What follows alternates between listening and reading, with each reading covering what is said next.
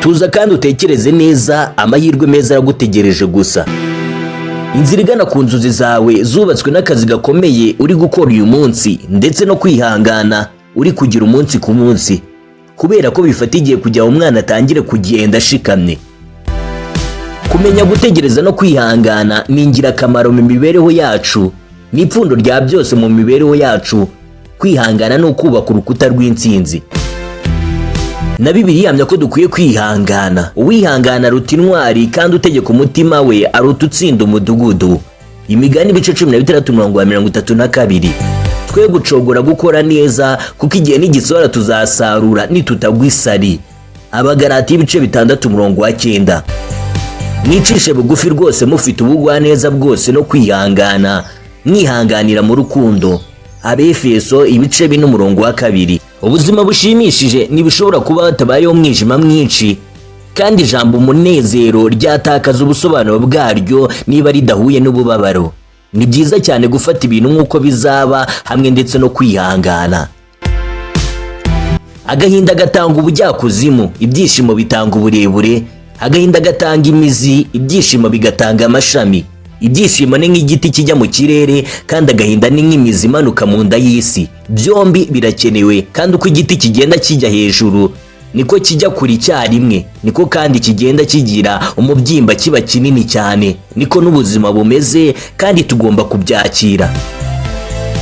Nizera ko niba utarize ku byerekeye umubabaro, ntushobora no kwishimira umunezero.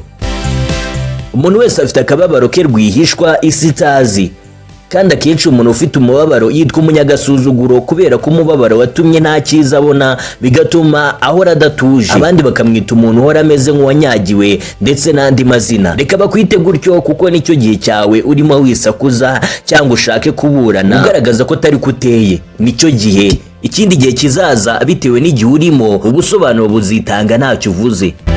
Ibyishimo n'umubabaro ni ukuri kw'ibintu bibiri bidashira, nk'umunsi n'ijoro. Gutsinda urugamba ntabwo byifuzwa gusa n'indwanyi, ahubwo ni ngombwa. Bitabaye ibyo uragwa ku rugamba. Ubuzima bwawe ntibuba bwiza kubw'amahirwe, bugenda bumera neza binyuze mu guhinduka cyangwa mu mpinduka uharanira. Twese turi hano ku isi kubw'impamvu zidasanzwe. Reka kuba imbohe y'ahahise hawe, umwubatsi w'ejo hazaza hawe. Muri ubu buzima ni ngombwa gutekereza mbere yo kuvuga, kandi ntukavuge ibyo utekereje byose. Amagambo tuvuga arica, amagambo tuvuga atanga ubuzima, ashobora kuba kandi uburozi cyangwa imbuto. Ufite rero ububasha n'ubushobozi bwo guhitamo amagambo ubwira umuntu.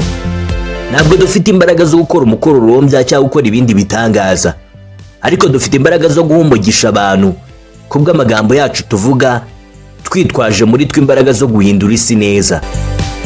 Amagambo meza ashobora kuba magufi kandi yoroshye kuvuga, ariko ijwi ryayo ntirigira iherezo. Njye nitwa Jay, inarikunda ibitekerezo by'abagore. Natsubikiye bahukuriye uyu munsi. Reka nshimire mwese twabanye muri iki kiganiro, mwibutse kugenda udakoze subscribe, like, share na comment, kugira uzabane natwe muri bahukuri z'ubutaha. Bahukuri ni ikiganiro gica kuri Zen TV, hamwe na Jay. Ndabashimiye.